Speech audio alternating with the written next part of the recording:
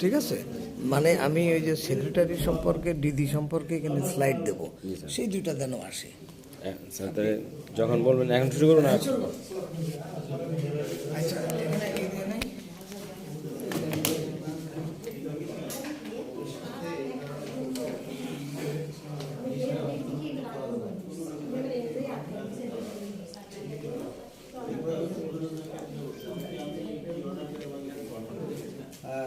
তাহলে আমরা শুরু করছি, কেমন?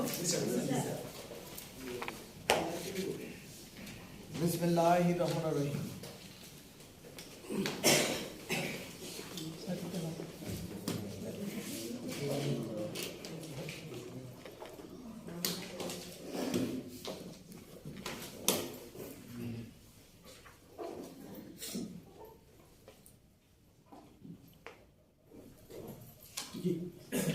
ওকে, আপনারা কতজন এখানে? সংখ্যায় বেশি নয়, এখানে দেখতে পাচ্ছেন না? এখানে তো দেখা যাচ্ছে না। এটা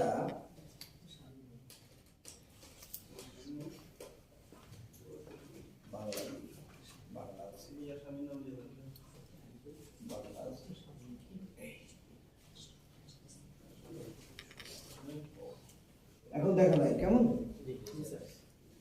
তাহলে আমি এই প্রথমে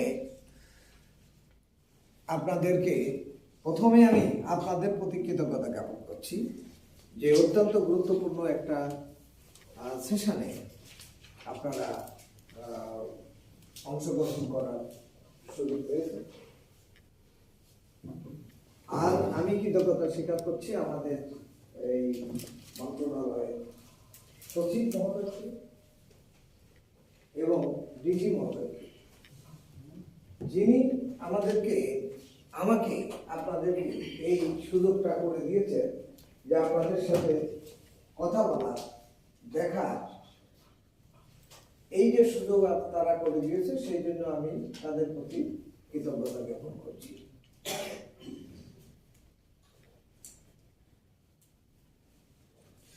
মিস্টার হাফিজ আপনাদের সাথে একটা কথা বলতেছিল, শুনলাম যে আপনাদেরকে তিনি একটা মোটিভেশনাল কথা বললেন। আমি বলবো যে এই মন্ত্রণালয়ে আপনারা হচ্ছে পাইভট পিন। পাইভট পিন মানে আগে যে কলের গান ছিল, সেই রেকর্ডের মধ্যে অনেক গান থাকতো, স্টোরি থাকতো, কিন্তু একটা পিন না দিলে ওই গান শোনা যেত না। দেখো কি, এই গান আপনারা সেই কলের গান দেখেন না, এখন তো আপনারা অ্যান্ড্রয়েড মোবাইল ব্যবহার করছেন। ওই পিনটার নাম হচ্ছে পাইভট পিন। তাহলে পিনটার গুরুত্ব বেশি না ওই রেকর্ডটার গুরুত্ব বেশি? পিনটার গুরুত্ব বেশি। তাহলে আপনারা হচ্ছেন সেই পিন, পাইভট পিন। আপনারা যেখানে বসে যার যে ডেস্কে কাজ করছেন, সেই ডেস্কটি হচ্ছে পাইভট পিন। সরকারের উপরে সর্বোচ্চ লেভেলে সচিব মহোদয় রয়েছে, এই প্রতিষ্ঠানের ডিজি মহোদয় রয়েছে, তার নিচে আরো কিছু অফিসার রয়েছে, কিন্তু সবার কাজ থেকে আপনার কাজের গুরুত্ব বেশি। আমরা যে এই জায়গাটায় সুন্দর করে বসেছি, চেয়ারগুলো সেট করে দিয়েছে যারা, এই রুমটা যে এত সুন্দর পরিষ্কার পরিচ্ছন্ন করে দিয়েছে পরিচ্ছন্নতা কর্মী, তার কি গুরুত্ব কম না বেশি? আপনি যদি মনে করেন যে সে তো পরিচ্ছন্ন কর্মী, তার আর কি গুরুত্ব আছে, তাহলে আপনি ভুল করলেন। বুঝতে পারছি? তাহলে তার উপরে আপনি, আপনার উপরে আরেকজন, এইভাবে সচিবের উপরে প্রধান উপদেষ্টা বা রাষ্ট্রপতি, প্রত্যেকে একটা পেরিফেরির মধ্যে নিয়ন্ত্রিত আছে। স্থানীয় সরকার মন্ত্রণালয়ের সচিব কিন্তু সারা বাংলাদেশে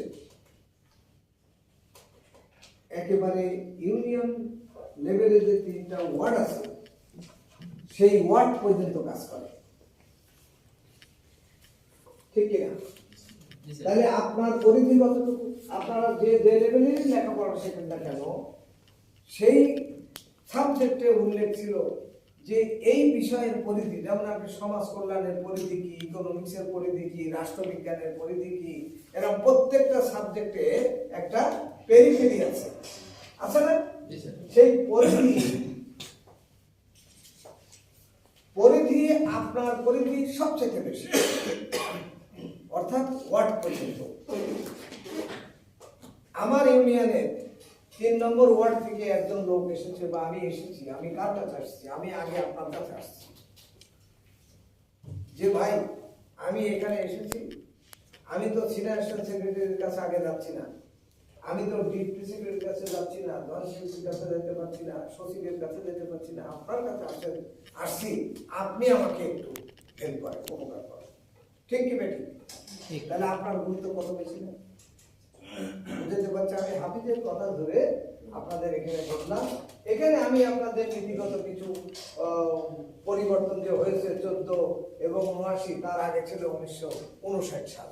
সেই 59 সালের ব্যাকগ্রাউন্ড আমি হয়তো পরে দিয়েছি, বা এটা কাজ করে না। এখানে আইনগত কিছু বিষয় আমি তুলে ধরেছি।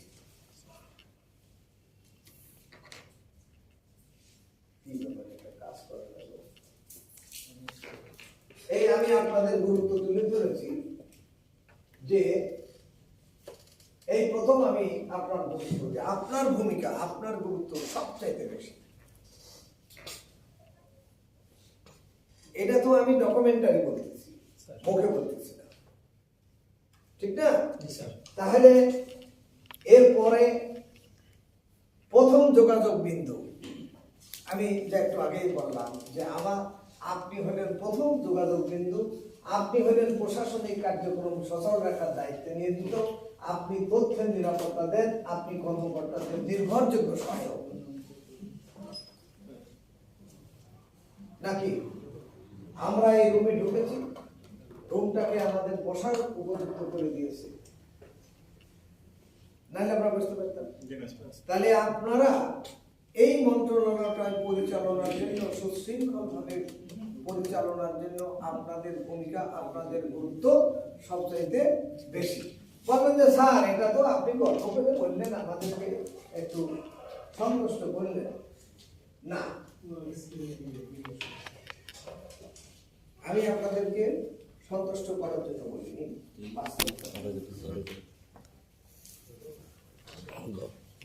কিভাবে বাস্তব কথা বলি। দেখেন এখানে আপনারা সব পাবেন, এই গুরুত্বপূর্ণ বিষয়গুলি এখানে সব উল্লেখ আছে। আমি যদি একটা একটা করে বলি, আপনারা আমাকে ঠিক 5 মিনিট আগে বলবেন যে স্যার আমাদের ক্লাসে 5 মিনিট বাকি আছে। আপনি দেখেন যে আপনি যা করেন এই কাজটি যদি কেউ না করত, তাহলে কি অফিসটা চলতো না। এখন আপনি মনে করছেন যে আমার গুরুত্ব, আপনি বলছেন বটে, আপনি কোনো বইয়ে, আমি যা লিখে নিয়ে এসেছি, যা বলছি, কোনো বইয়ের মধ্যে বই আছে, কিন্তু আমি এটাতে বই থেকে বেছে পরিশ্রম করে এগুলি সাজিয়ে আপনাদের কাছে দিচ্ছি। আপনি দেখেন যে ব্যাংকের একটা ক্যাশিয়ার, তার কাছে কিন্তু সকালবেলা গিয়ে সে 1 বস্তা টাকা নিয়ে বসে। আপনি চেক দেবেন, সে টাকা দেবে। সে কি ওই টাকা সব নিয়ে দিতে পারবে? তাহলে ব্যাংকে যিনি এমডি, যিনি চেয়ারম্যান, যিনি বোর্ডের ডাইরেক্টর, তার থেকে ক্যাশিয়ারের গুরুত্ব বেশি বেশি নয় কি? ও যে এলাকায় আছে ওই এলাকার যত ব্যবসায়ী আছে, যত টাকা পয়সার মালিক আছে, সবাই কিন্তু ওই ব্যাংকের ম্যানেজারের কাছে এসে ক্যাশিয়ারের কাছে টাকা জমা দিচ্ছে। তবে না ব্যাংকে এই সুনাম সুখ্যাতি সম্মান বৃদ্ধি পাচ্ছে। এখন আপনি বলছেন যে আমি এত কিছু করে দিচ্ছি, আমার সুবিধা কি?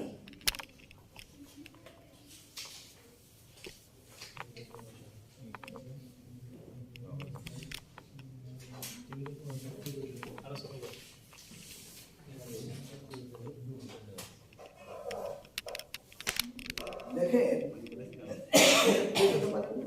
সরকার স্যার স্ট্যান্ড করে রাখতে চাইছিলাম। স্ট্যান্ড করে রাখতে চাইছে।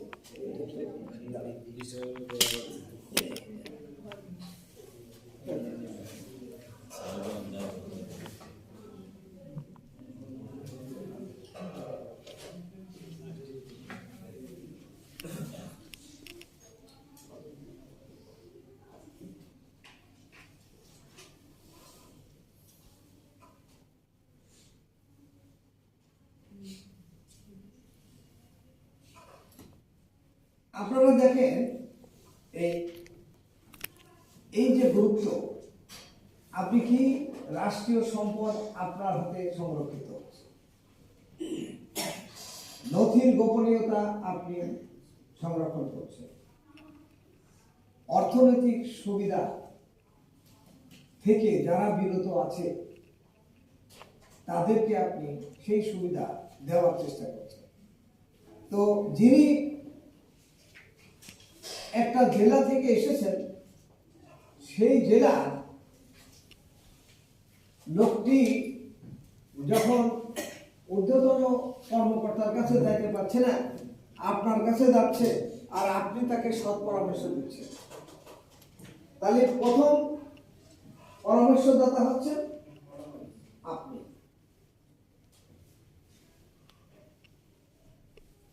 বুঝতে পারছি? এখন আপনি বলবেন যে আমার কি লাভ, আমি তো বেতন কম পাই, আমার পদ পদবিও কম, তো আমি আর কি, এটা আপনার মনে মনে একটা ধারণা। আচ্ছা বলেন, এই যারা অনেক টাকার মালিক, দেশে বিদেশে যাদের গাড়ি বাড়ি আছে, তারা রাতে ট্যাবলেট খেয়ে ঘুমায় না ট্যাবলেট ছাড়া ঘুমায়? আপনি ট্যাবলেট খেয়ে ঘুমাইছেন? তাহলে কে ভালো, আপনি? হ্যাঁ, আমি ট্যাবলেট খেয়ে ঘুমাই আর আপনি ট্যাবলেট ছাড়া ঘুমান, তাহলে আপনি আমার থেকে ভালো না খারাপ? তাহলে আপনি যে বড়, আমি যে আপনাকে বড় বলেছি, প্রমাণ দিলাম, আপনি আমার থেকে বড়, এটা প্রমাণ আমি আপনাদের কাছে দিলাম। সুতরাং আপনি আপনার ছোট, আপনি খুব গুরুত্বপূর্ণ নন, একথা আপনার ভাবার কোনো সুযোগ নাই। তাই সবচেয়ে যার বেশি টাকা আছে, লক্ষ লক্ষ গাড়ি বাড়ি আছে, বিদেশে বাড়ি গাড়ি আছে, ও ঘুমাইতে পারে না, ওর ঘুমই নাই। যার ঘুম নাই তার শান্তি কি? আর আপনি শান্তির সাথে ঘুমাচ্ছেন। এখন শান্তির সাথে ঘুমানোর শর্ত হচ্ছে আপনাকে ন্যায়নিষ্ঠবান এবং সৎ হতে হবে। আপনি যদি সৎ না হন, আপনি যদি অন্য কোনো মানসিকতায় আপনি যদি চলে, তাহলে আপনার তো ঘুম হারাম হবে, টেনশন হবে, বউয়ের সাথে স্বামীর সাথে ঝগড়া হবে, মহিলা চাকরিজীবী হলে স্বামীর সাথে, আর স্বামী চাকরিজীবী হলে বাসার স্ত্রীর সাথে ঝগড়া হবে। তাহলে আপনার শান্তির জন্য মহান রাব্বুল আলামিন যখন আপনাকে ডাকতেছে যে কল্যাণের দিকে আসো, কল্যাণের দিকে আসো, আর সরকার আপনাকে ডাকতেছে সকাল 9টায় অফিসে আসো, আর 5টা বাজলে তোমার চলে যাওয়ার কথা থাকলেও যদি জরুরি গুরুত্বপূর্ণ কাজ থাকে তাহলে 1 ঘন্টা থেকে যাও। হ্যাঁ, 1 ঘন্টা বেশি, 5 ঘন্টা হতে পারে। আর আমরা যখন ম্যাজিস্ট্রেট হিসেবে জয়েন করেছি তখন এই নোয়াখালীর হাতির চরে হাতিয়াতে ঘূর্ণিঝড় হয়েছে। হাতিয়া আসো কেউ হাতিয়া ঘূর্ণিঝড় হয়েছে রাত 2টার সময়। যদি একটাই ঘূর্ণিঝড় হয় রাত 2টার সময় আমাদেরকে দৌড় দিতে হয়েছে কি হয় না? এবং আমাদের অ্যাপয়েন্টমেন্টে লেখা আছে you are appointed as in 24 hours. আপনি 24 ঘন্টার জন্য নিয়োজিত। সুতরাং আপনি জনগণের সেবায় নিয়োজিত আছেন।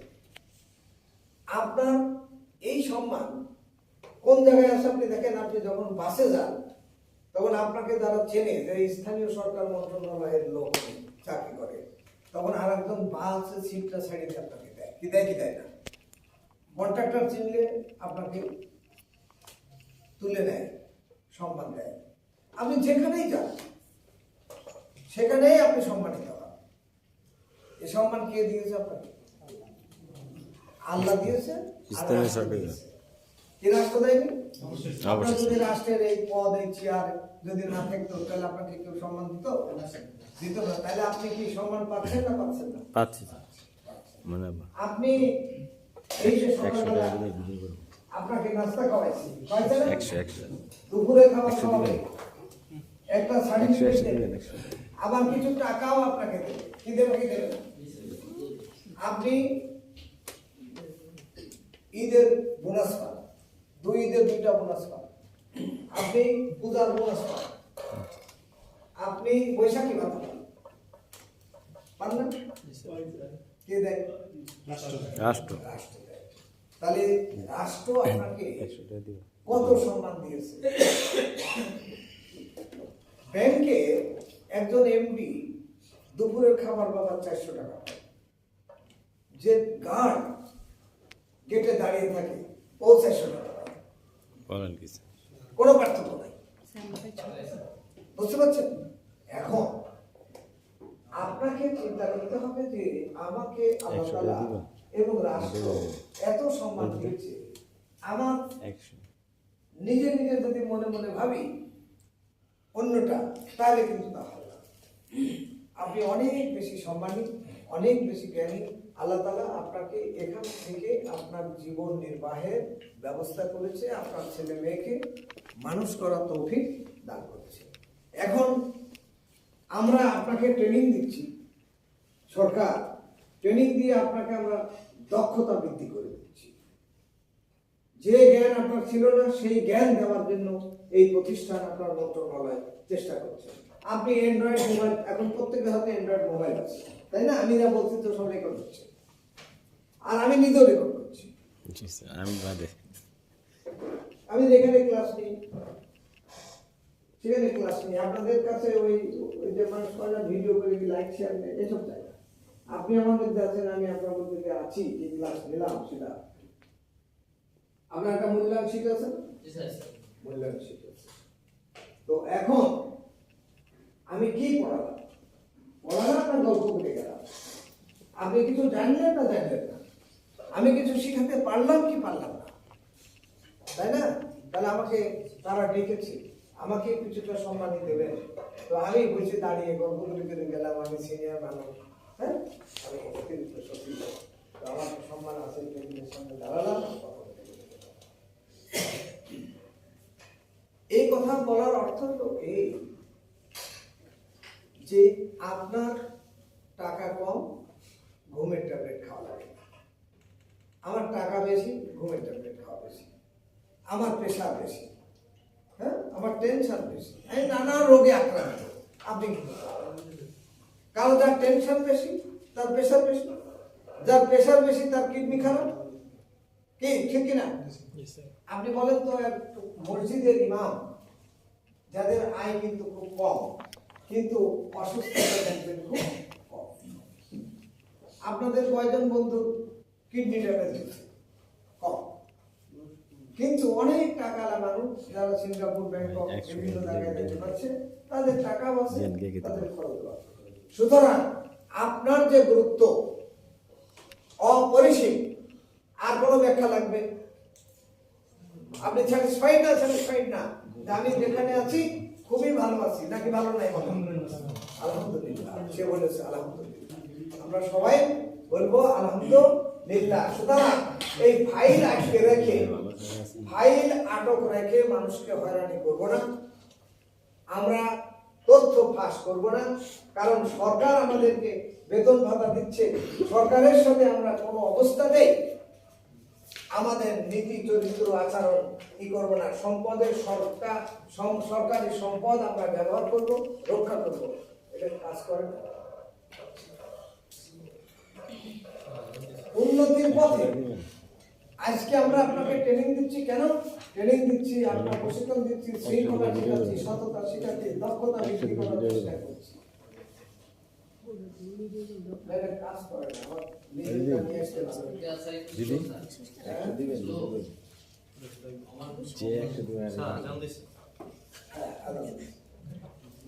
একজন আজান দিছে, একজন আজানের উত্তর দেবে, কেমন তাহলে হবে? কি হাদিস ঠিক বলছে না বেঠিক বলছে? এই যে আজান দিছে,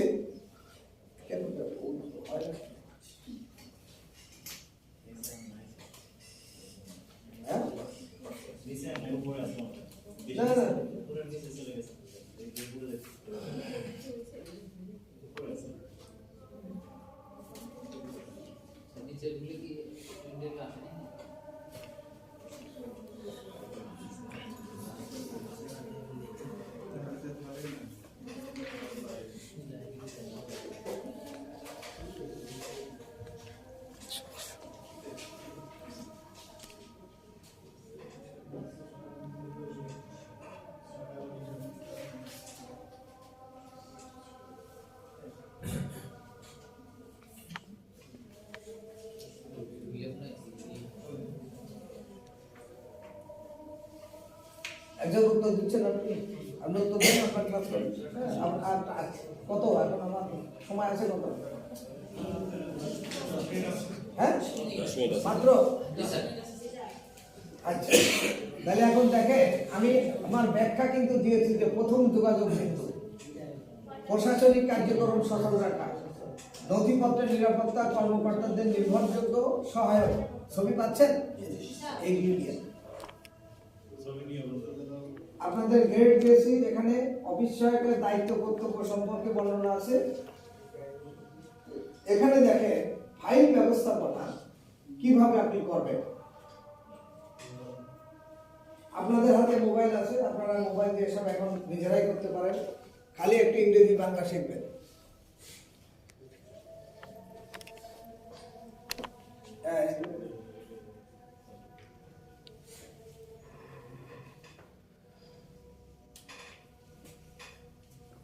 দেখেন আপনার কাছে আর একটা লোক আসছে, আপনি যদি তাকে হাসি মুখে গ্রহণ করেন, তাকে যদি আপনি বলেন যে ভাই আপনি আমার কাছে যে কাজের জন্য আসছেন এই কাজটা আমার কাছে নয়, বা আপনি যার কাছে যাইতে চাচ্ছেন সেইখানে আমার নিয়ে যাওয়ারও কোনো ইখতিয়ার নাই, আপনি এই যে পরামর্শটা দিলেন সেই পরামর্শ পেয়ে কিন্তু সে খুশি হলো।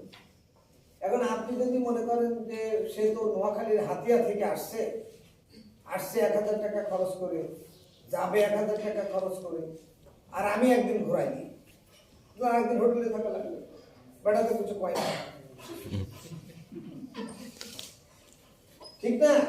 বলে বেটা তো কিছু কয় না, তো আসছো 1000 টাকা খরচ করো, যাও 1000 টাকা খরচ করো, আর 7 দিন পরে আসতে বলছি, 7 দিন হোটেলে থাকো। তাহলে এই যে আপনার আচরণ, সেই আচরণ কিন্তু গ্রহণযোগ্য হবে না, গ্রহণযোগ্য নয়। সেই জন্য আপনার আচরণ এবং যোগাযোগ শিষ্টাচার সম্পূর্ণ হতে হবে।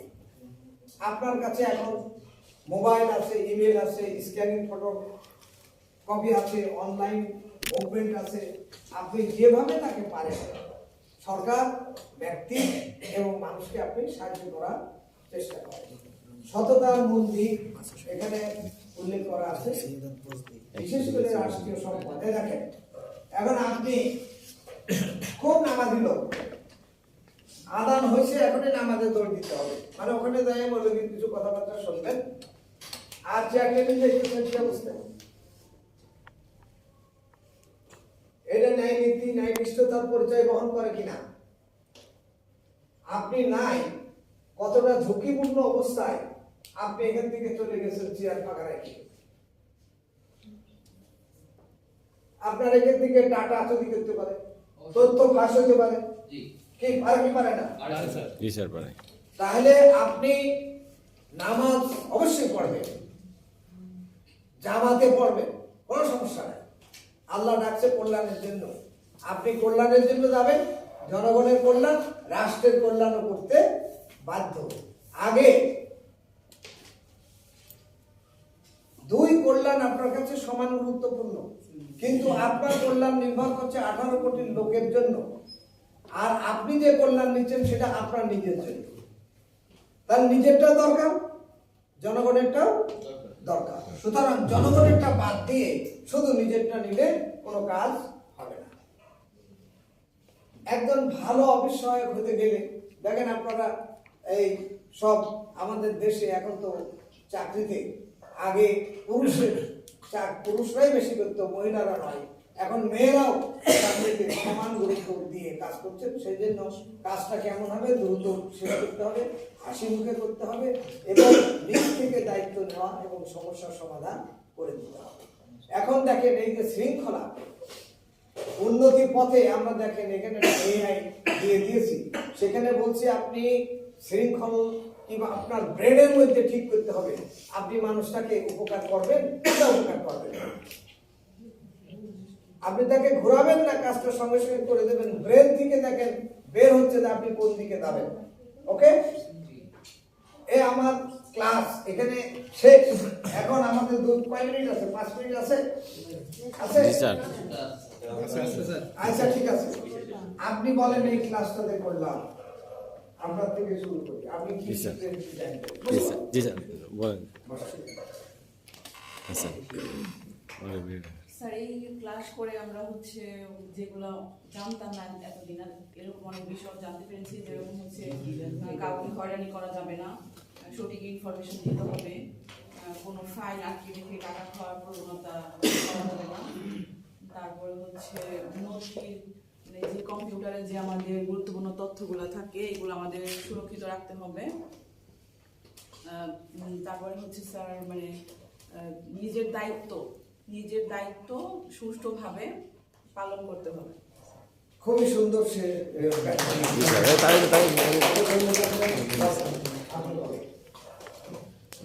আসসালামু স্যার, আজকের কোর্স আপনার ক্লাসটা স্যার দিকে, খুবই স্যার ভালো দিকে। লাগছে এবং অনেক কিছু আমরা শিখতে পেরেছি এখান থেকে। এখানে যে অনেক অজানা বিষয়গুলো আমরা জেনেছি, বিশেষ করে শৃঙ্খলা, তারপর হচ্ছে দায়িত্ববোধ এবং মানুষকে হয়রানির হাত থেকে রক্ষা করা, সর্বোপরি মানুষকে সেবা দান। Thank you. শোনেন, সে খুব গুরুত্বপূর্ণ কথা বলেছে, সেটা হলো দায়িত্ববোধ এবং শৃঙ্খলা। এখন এই দুপুরে আপনারা এখন খাবার জন্য যাবেন, এই নামাজে যাবেন না খাবার জন্য যাবেন। এখন নামাজের শৃঙ্খলা আছে, আপনি একজনকে ঠেলে বাসে ওঠার মতো উঠবেন না। উঠবেন কি নামাজে গেলে? যেখানে ফাঁকা জায়গা পাবেন সেখানে আপনি দাঁড়াবেন, না পেলে একদম শেষে দাঁড়াবেন। কিন্তু এখন যে আমরা আপনাকে খাবার দাওয়াত দিচ্ছি, খাবেন, এখানে যে সরকার খাওয়াচ্ছে, এখন যদি সরকার বলতো যে এই আপনারা ওই ডেস্ক আছে ওখানে টিকিট কাটবেন আর খাবেন, খাবারের ওখানে মেনু দেওয়া আছে, গরুর মাংস, খাসির মাংস, মুরগির রেজালা, কেমন বিরিয়ানি আছে, পোলাও আছে, রুটি আছে, খাবেন, তাহলে আপনি কি করবেন? আপনি টিকিট কাটবেন যে কত কম পয়সায় ভালো খাওয়া যায়। ঠিক কি ঠিক কিনা? জি স্যার। নাম্বার 1 যাবো। তাহলে এটা হয়তো একটা শৃঙ্খলা, নিজের টাকা খরচ করছি বলে আমার টাকার প্রতি এই মায়া দরদ। এখন সরকার যেহেতু খাওয়াবে, তখন হুড়হামদা করে কোন নিয়ম শৃঙ্খলা রক্ষা না করে লাইনে দাঁড়িয়ে একের পর এক না নিয়ে আগে গিয়ে একটা জায়গায় একটা নিয়ে নিলাম, কি শৃঙ্খলা মনে হলো? না স্যার। তাহলে এই যে শৃঙ্খলা আমরা আপনাকে শেখালাম এবং আমরা প্রতিদিন আপনার জন্মের পর থেকে আপনার মা বাবা শেখাচ্ছে, মসজিদে যখন যাচ্ছি আমরা নিয়ম শৃঙ্খলা শেখাচ্ছি, বাট আপনি কিন্তু মসজিদে গেলে নিয়ম শৃঙ্খলা পালন করছেন, কিন্তু যেই আপনার স্বার্থ ব্যক্তি স্বার্থ আসছে তখন আপনার শৃঙ্খলা থাকছে না।